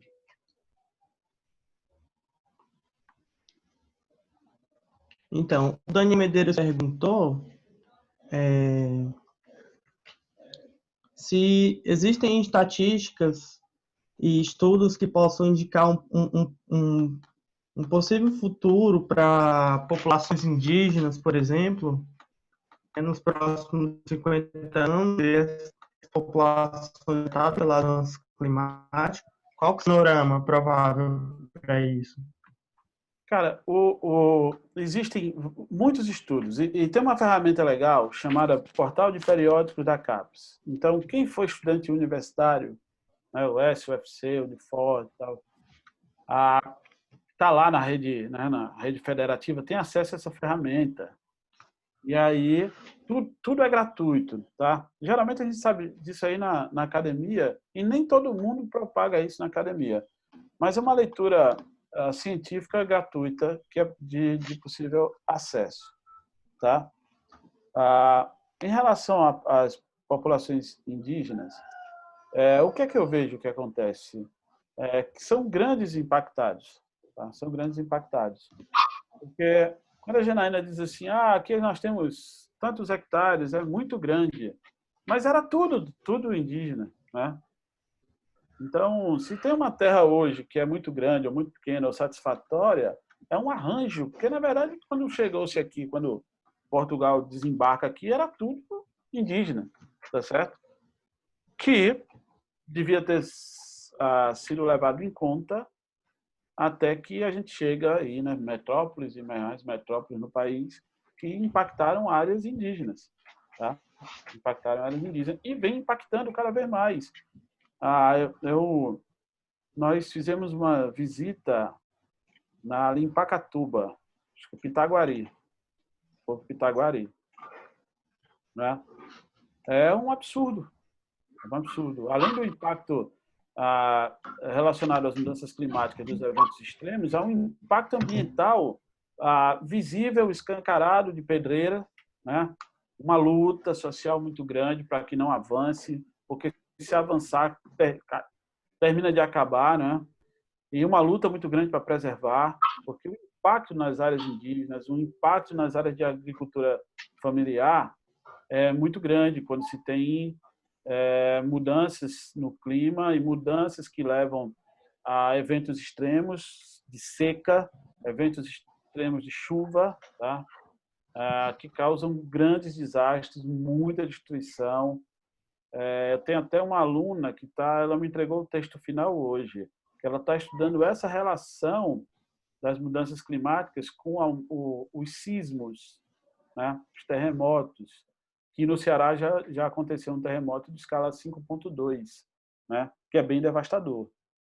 Tá? Então, ela está estudando isso aí, eu vou dar uma lida, e é algo muito interessante, né? Porque, mas aqui não tem tremor. Tem tremor. Devasta, tá? Impacta. Mas as pessoas costumam ser reativas, né? Vamos estudar depois que acontecer. Não, já aconteceu uma vez, tá? E com estudos em outras áreas dessa relação das mudanças climáticas com esse fenômeno, ela resolve estudar, né? E fazer uma reflexão do que pode acontecer de impacto no futuro relacionado a isso aí, tá?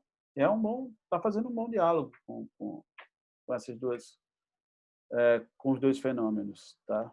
Está fazendo um bom diálogo. Eu não li ainda o texto final, mas o preliminar da qualificação estava muito bacana, tá certo? Então, qual é a outra?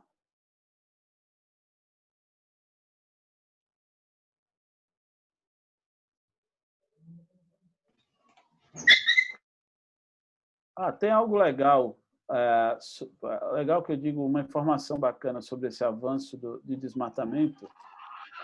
Há 20 anos eu estou aqui, há 20 anos eu passo para a Serra de Pacatuba, ali, né? De Serra de Pacatuba, de Baturité e tal. Nos últimos 5 anos, vem me chamando a atenção que a Caatinga está subindo a serra. Estava discutindo isso com a Arnaldo. E a Arnaldo disse, realmente mas está preocupante. A Caatinga está subindo a serra, e a mangueira está tomando conta dos sítios. Tá? É uma informação que eu não soube. Eu soube uma época dessa, a mangueira é uma espécie invasora, né? Só que a mangueira dá um fruto que todo mundo gosta. E muitas vezes é subsistência para a região. Tá? Mas embaixo da mangueira não tem outra vegetação. E, então, esse é um impacto silencioso que está acontecendo, né? E ninguém está cuidando disso. E aí tem a ver com o impacto das áreas indígenas que a gente tem na encosta dessas serras. Tá? Tentando responder uma outra pergunta aqui, nas áreas de litoral, que fizeram uma pergunta aqui, nos municípios costeiros, as populações mais vulneráveis, né, são as que estão situadas na parte costeira ou nas que encontram no interior? As duas. Né? Tanto a barlavento, a solta-vento como a barlavento. Tá? Por quê? Porque quem está na zona costeira geralmente está na descarga dos rios, tá? Dos grandes rios. E aí você tem muita inundação por lá. A Defesa Civil sempre tem muito trabalho, né? Muito trabalho na época das chuvas, tá? Com desastre relacionado a isso. E quem está no interior não precisa se afastar muito para chegar numa zona semiárida, né? Numa zona semiárida. E a zona semiárida, o normal é não chover, tá? E a gente sabe qual é o sofrimento do nosso povo quando sequer a água dá para molhar o chão. Oi, professor. Tem uma pergunta aqui que eu vou direcionar para o Luiz. Será que ele está escutando a gente? É essa de percepção de mudanças climáticas, né?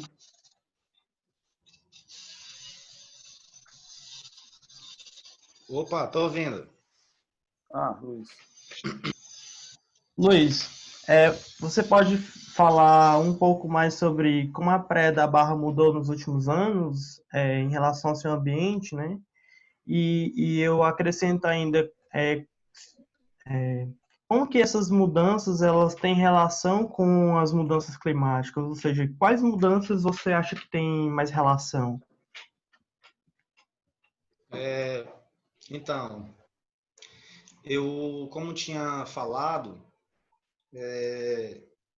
tem, tem alguns nomes populares, né, que a gente coloca, a gente surfista, né, a gente coloca em uma determinada localidade da praia onde quebra a onda. Se você dá um Google aí, praias da Barra, o Google ele vai te dar apenas duas praias, né? Que é a praia principal da Barra e a praia da Goiabeira, que é onde eu moro. Só que dentro dessas praias vai ter outros nomes, né? Como Meio do Araújo, Coco Louco, Praia dos Buracos, da Cipelco. Então são nomes que a gente acaba se identificando e criando um ponto de afeto, né? Então, assim, quando eu coloquei a questão do projeto Costa Oeste, né, que hoje é o Vila do Mar, eu posso dizer que hoje ele, né, trouxe, né, claro, muitos benefícios, né, para a população de Fortaleza, principalmente aqui a da Barra e do Pirambu. No entanto, os mesmos problemas ainda continuam, né? O problema do saneamento, do esgoto a céu aberto, que é uma outra discussão. Até ano que vem, né, que é até 2021, não era mais para existir nenhum esgoto a céu aberto. Então a gente ainda, infelizmente, vê, né, esse tipo de realidade que afeta diretamente a qualidade de vida, né, da população que vem utilizar esse espaço público. E tem uma outra questão que são as formas de vida, né?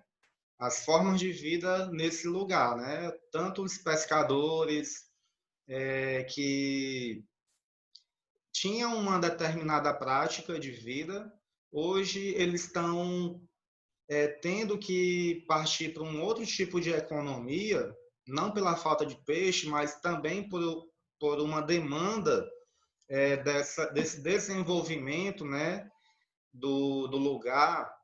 Hoje você vê um mercado de peixe, né, que abastece toda uma região. Mas se você for ver, existem outros pescadores, né, uma outra prática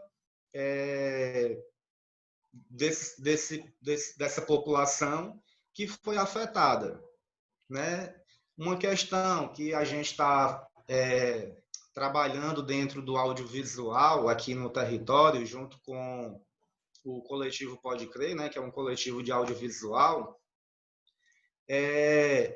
as narrativas visuais, né, de pessoas, né, que possuem uma simbologia forte. E um dos documentários que a gente está produzindo se chama Desde Pequeno, que vai trazer um pouco da história e resgate da soltura dos mini botes e mini jangadas, né? Que é uma brincadeira lúdica. Infelizmente, algumas localidades do litoral cearense não existe mais essa prática, que é a soltura do mini bote e da mini jangada.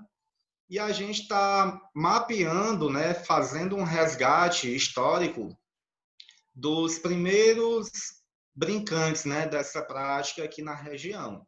Então, se você tem uma obra de grande impacto, né, como Vila do Mar, que mexe em espigões, que mexe em construção de engorda de praia, que vai afetar os recifes de corais.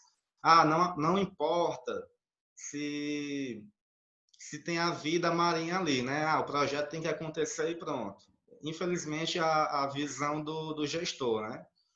Então, é uma transformação tanto dos modos de vida da população, né, litorânea, como a vida marinha, que também, né, está cada vez mais extinta.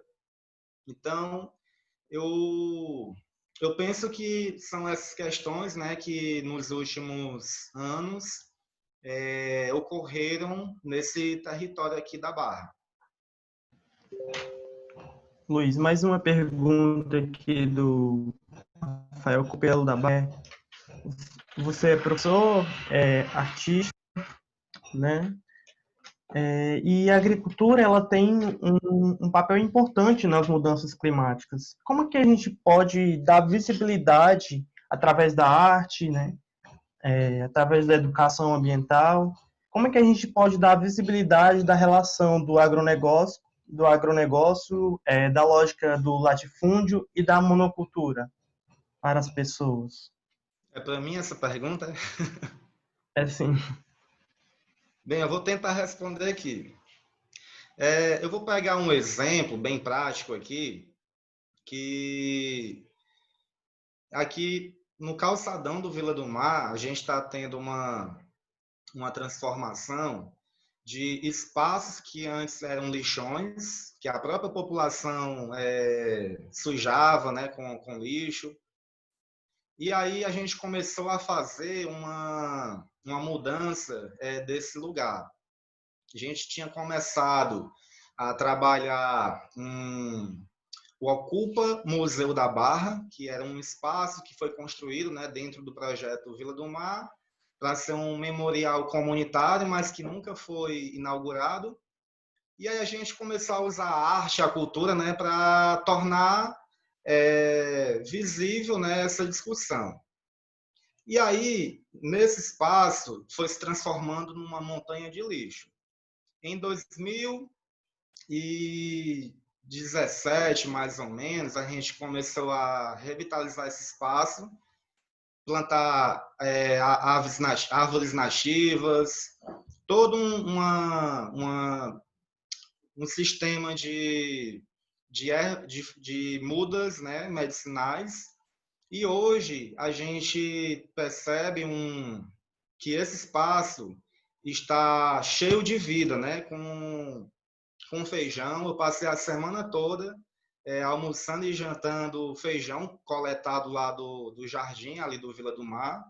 Tem cana-de-açúcar, melancia, melão. Então, é um pequeno espaço, né, que envolveu diversas pessoas. E aí, falando um pouco da arte nessa questão da alimentação, né? Existe uma discussão no meio da arte que é chamado a estética relacional. O que é essa estética relacional? É uma escultura, né, que a gente não vai falar mais de uma obra de arte presa dentro de uma moldura, mas é como é que as pessoas estão se relacionando. Eu vou ser um dispositivo para acionar o outro a colaborar para a execução dessa obra. Então, eu penso que essa iniciativa, né, desse jardim aqui no Vila do Mar, que hoje é frutífero, né? É uma espécie de arte coletiva. Então, só que quantos espaços na cidade, né, de Fortaleza, poderiam ter essa mesma realidade, né? A transformação desses pequenos espaços, mas que tivesse também uma audiência maior, né? De que pudesse chegar até outras pessoas. Então, eu não sei se eu vou estar respondendo diretamente a pergunta, né? Mas acho que é essa a minha fala para dentro da relação da arte e a agricultura. Muito obrigado, Luiz. Por nada.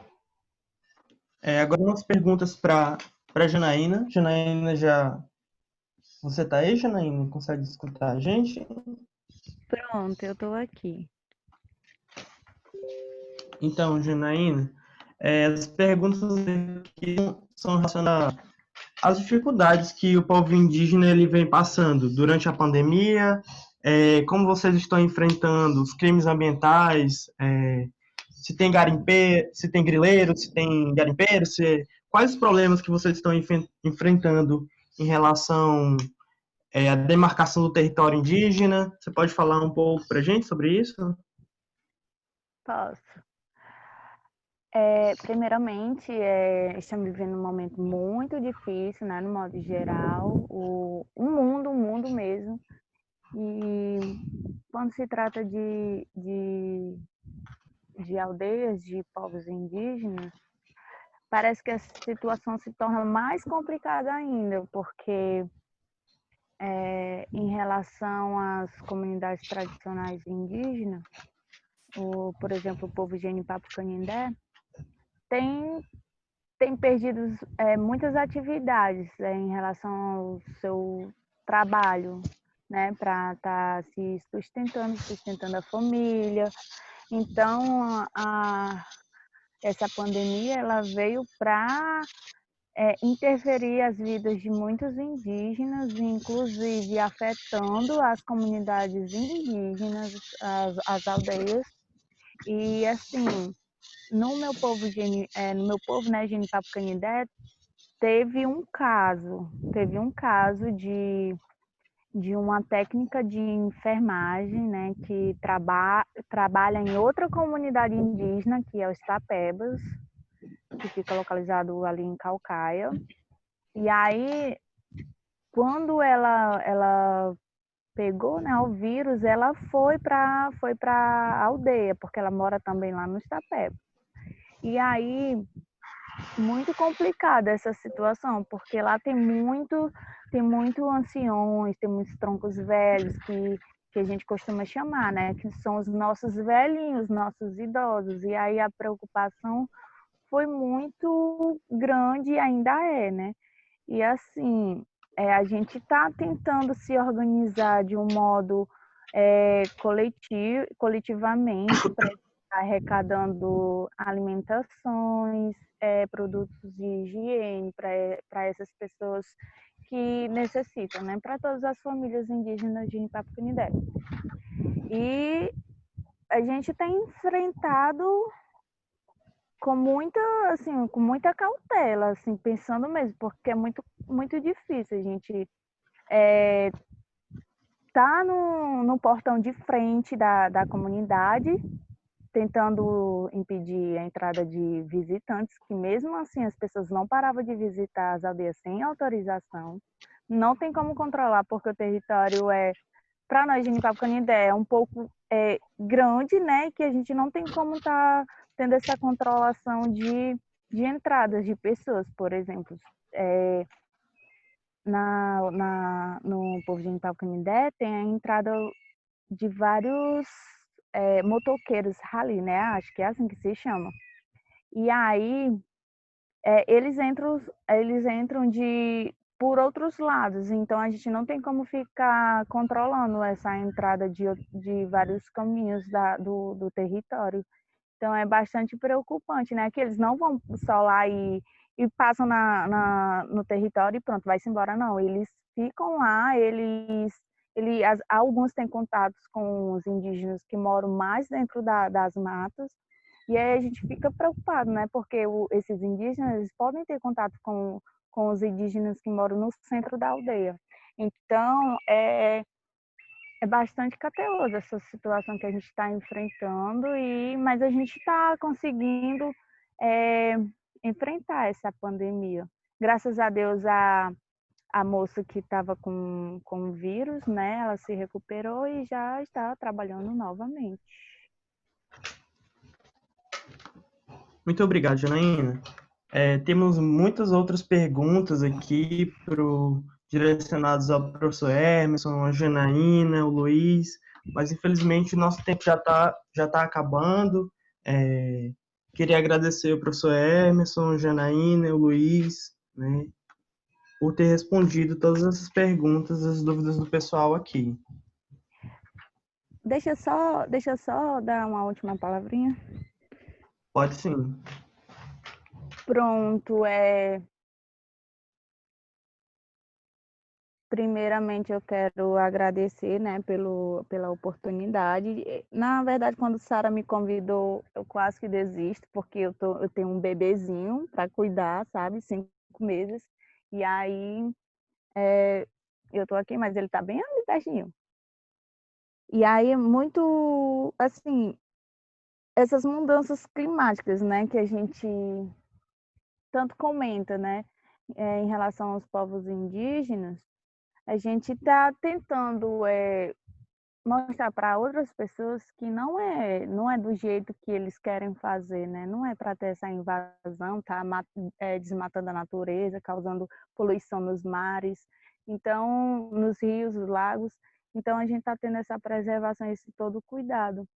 E falar, né, que antes de qualquer coisa, cuidar da natureza é mais que cuidar do mundo, é uma expressão de amor. Então, a gente não está cuidando só de uma árvore, a gente está cuidando do espírito que tem na árvore, né? Porque eles têm vidas. Então, a gente tem esse papel, enquanto indígena, de estar preservando, cuidando e tendo essa conexão com a natureza. E desde já agradecer o espaço e desculpa qualquer coisa. E qualquer dúvida é só me chamar no Instagram, né? Que é Janaína JK Oficial. Que aí eu vou estar respondendo algumas perguntas para vocês.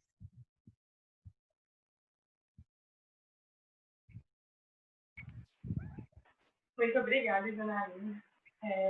A gente vai divulgar depois as redes sociais da Janaína, do professor Emerson e do Luiz Freire, para caso as perguntas que não foram respondidas, se vocês quiserem ainda, tivessem dúvidas e tudo mais. Agradeço muito, gente, a participação da Janaína, do professor Emerson e do Luiz. Foi engrandecedor ter vocês aqui com a gente, escutar os relatos de vocês e expandir também a nossa percepção sobre mudanças climáticas, né? E ver como elas estão no nosso território, né? O Luiz é de uma localidade aqui no Ceará, a Janaína também, também. E a gente vê que as mudanças climáticas podem ser percebidas em diferentes situações, né? A gente tem os pontos de vista, tanto do ponto de vista indígena, tanto do ponto de vista do cientista, educador ambiental, como cientista. Então é isso, para a gente mostrar, o objetivo é realmente mostrar que as mudanças climáticas estão na nossa realidade, né? Elas estão próximas da gente e a gente pode atuar dentro do nosso espaço de atuação mesmo, dentro do nosso bairro, da nossa comunidade e tudo mais. Para finalizar, né, como eu falei, para agradecer todo mundo, a gente vai dar um intervalo agora. E 4h15 a gente volta com a palestra do professor Alexandre Araújo Costa com o tema Emergência Climática, uma disputa pelo futuro. Eu vi que surgiram muitas dúvidas sobre a lista de frequência, então, só para reforçar que a lista de frequência ela vai ser enviada a cada espaço. Então, no próximo espaço do professor Alexandre vai ter uma outra lista de frequência. E vai ser o mesmo esquema, colocar o nome e o e-mail que vocês cadastraram no formulário, só preencher uma vez, por favor. E a cada espaço vai ter uma nova lista de frequência para vocês preencherem. Isso tudo é para a gente verificar a presença de vocês e assim poder emitir o certificado de acordo com a participação de vocês em cada espaço. Né? Então, horário de retorno é às 4h15. 4h15 a gente vai voltar e vamos estar a palestra do professor Alexandre. Né? Então, vocês podem continuar aqui online na sala, só desligar o microfone, a câmera, e 4h15 a gente retorna.